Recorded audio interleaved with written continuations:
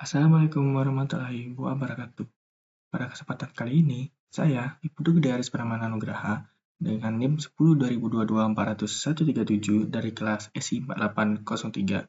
Pada kesempatan kali ini, saya akan mengimplementasikan tugas 2 dari mata kuliah Sistem Basis Data, yang dimana pada kesempatan kali ini, kami diminta untuk membuat sebuah store prosedur, trigger, dan juga DCL atau Data Control Language.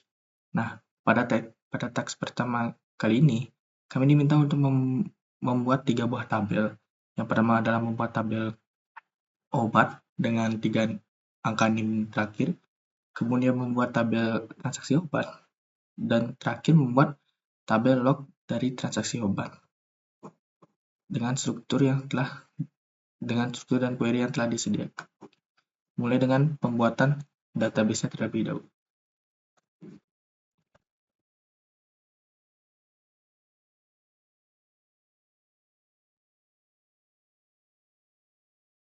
Nah, setelah berhasil membuat sebuah database, kita akan menggunakan database apotek_137, yang dimana 137 itu sendiri merupakan 3 angka terakhir dari NIM saya.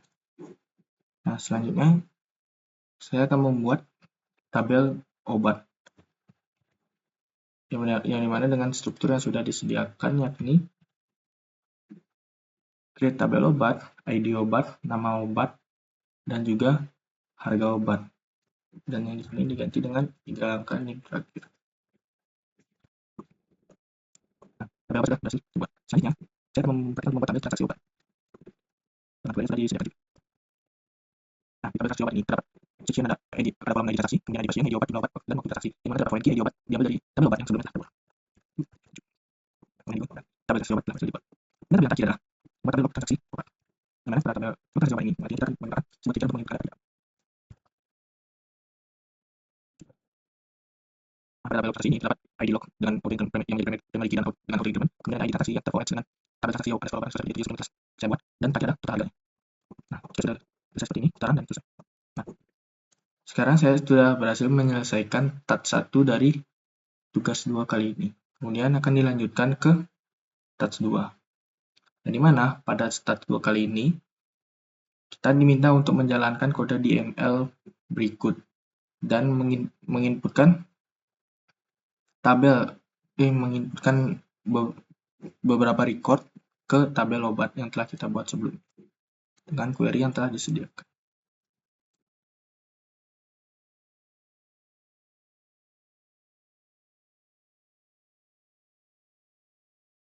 Setelah query berhasil diedit, kemudian kita run saja. Oke, query sudah berhasil diinputkan ke dalam tabel obat dan kita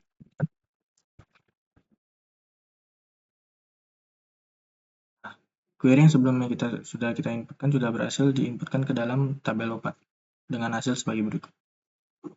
Kemudian dilanjutkan dengan input data transaksi dengan query yang record yang sudah diberikan, yakni ada 3 record transaksi.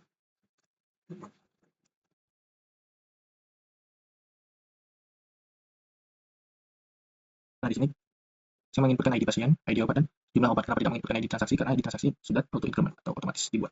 Nah, jika sudah seperti ini, tinggal di run, dan 3 record sudah berhasil diinputkan ke dalam tabel transaksi obat. Kita make here.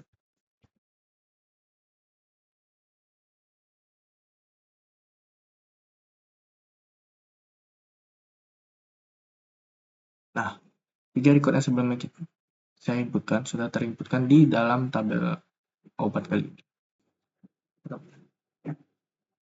Nah, setelah kita berhasil menyelesaikan tab 1 dan tab 2, dilanjutkan dengan tab 3, yang dimana pada tab 3 kali ini kami diminta untuk membuatkan sebuah trigger untuk mendapatkan record di tabel log transaksi obat ketika terjadi transaksi pada tabel transaksi obat seperti gambar berikut. Nah, pada tabel transaksi obat ini, total harga yang ditampilkan merupakan jumlah obat yang dibeli pada tabel transaksi dikalikan dengan harga obat. Langsung aja kita implementasikan dengan delimiter terlebih dahulu pada bagian atas.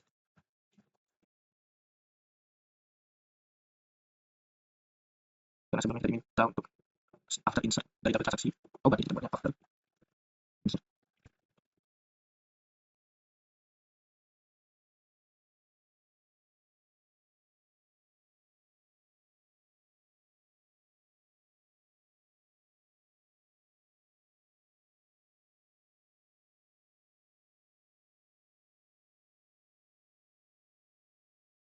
saya akan membuat struktur dari triggernya, dan saya akan membuat query yang diminta pada touch 3 kali ini.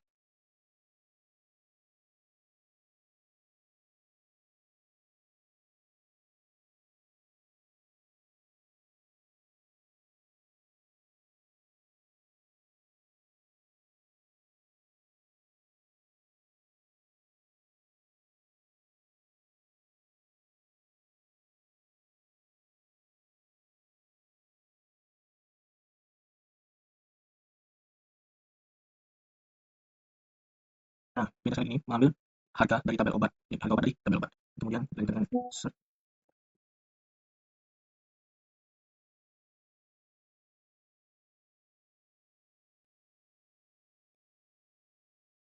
dalam tabel transaksi obat 37. Ini, sekolah si harga dari transaksi tersebut.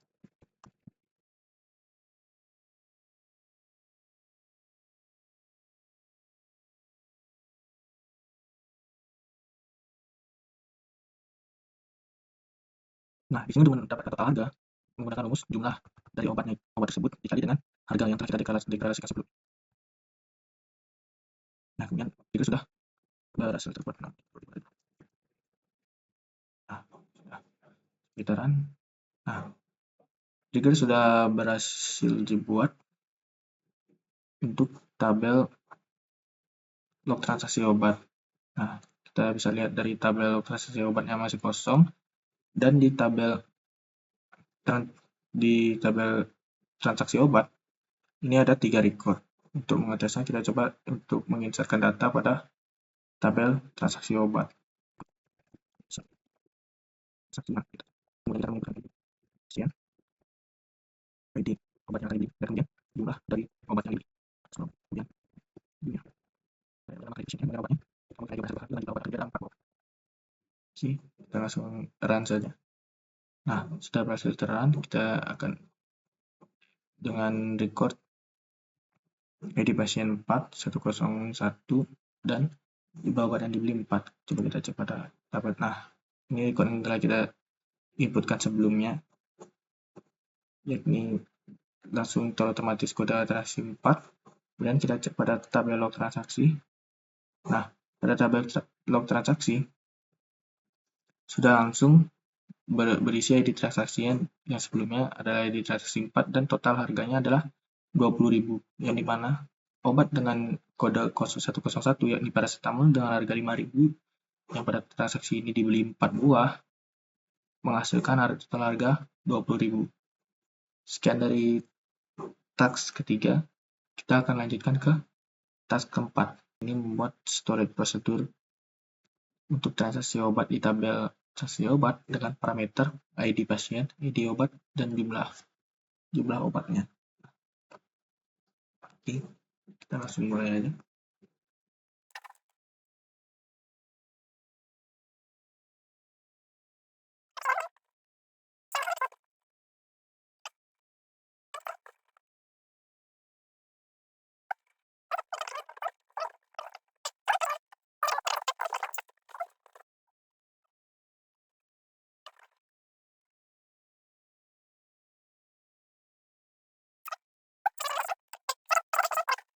Ini tambah obat 137.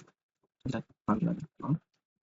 Sesuai perintah di sini yakni call tambah obat dalam kurung 2 173.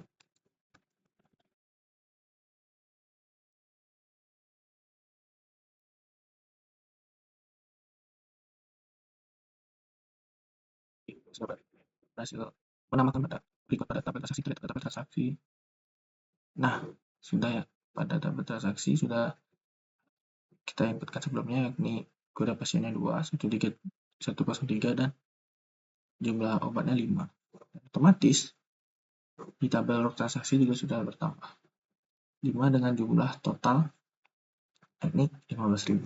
Oke, kita sudah menyelesaikan task nomor 4, dan selanjutnya kita akan membuat task kelima. Nah, selanjutnya pada task kelima, kita diminta untuk membuat 2 user dengan first name dan last name dari nama mahasiswa, yakni nama saya sendiri yaitu Aris Pramana, jadi first name-nya Aris dan last name-nya adalah Pramana. Oke, langsung aja kita buat dua username-nya.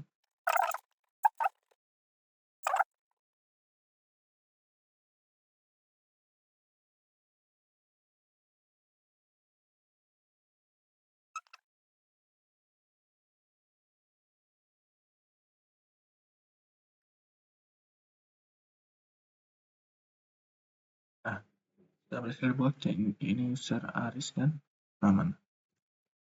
Oke, setelah kita membuatkan dua user tadi, yakni first user yang pertama adalah Aris dan yang kedua adalah Pramana, kita akan men-setting yang dimana Aris hanya bisa menginsert data dan Pramana bisa men-select data saja.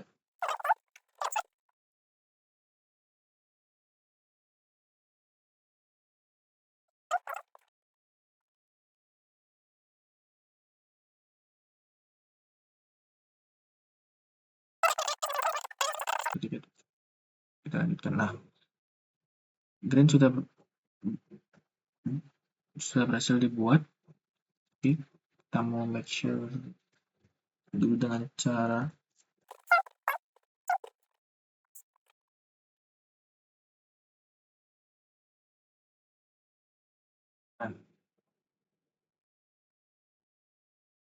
ini Arisnya bisa menginsert di tabel transaksi obat. Kita coba ya.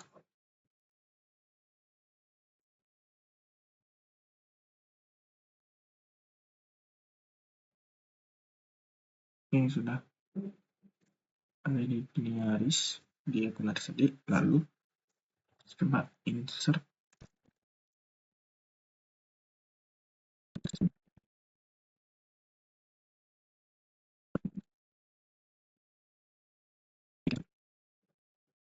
Nah, sudah berhasil terinsert dan selanjutnya kita coba select lanjutkan.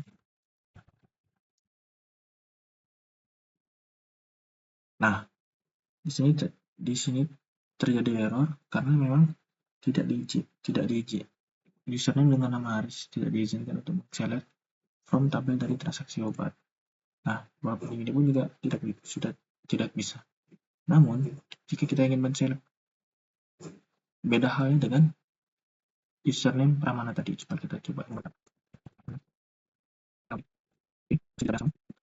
Jadi Pramana kita coba untuk men-select tabel transaksi obat 123.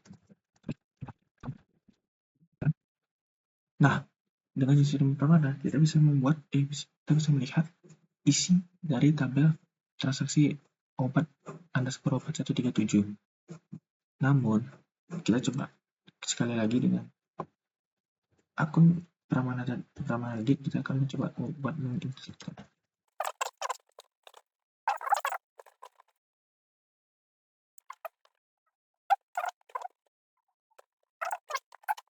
Name Pramana apakah bisa?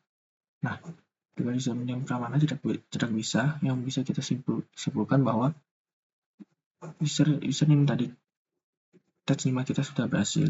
Yang dimana dengan username Aris tadi yang sudah terlihat sebelumnya itu hanya bisa menginsertkan data saja, namun tidak bisa men-select data. Kemudian pada username kedua yang username Pramana yang sekarang kita gunakan, ini sebelumnya bisa men-select data, namun ketika kita menggunakan query insert data, itu akan terjadi error atau tidak bisa untuk insert data. Oke. Mungkin sekian implementasi tugas 2 yang telah saya selesaikan dari task 1 yang membuat DML, task 2 membuat task 1, task 2 yang membuat DDL dan DML, kemudian task 3 membuat trigger, task 4 membuat stroke prosedur, dan task 5 yang membuat user dengan first name dan last name sudah berhasil semua. Sekian presentasi dari saya. Jika ada kesalahan kata mohon dimaafkan, dan sekian. Assalamualaikum warahmatullahi wabarakatuh.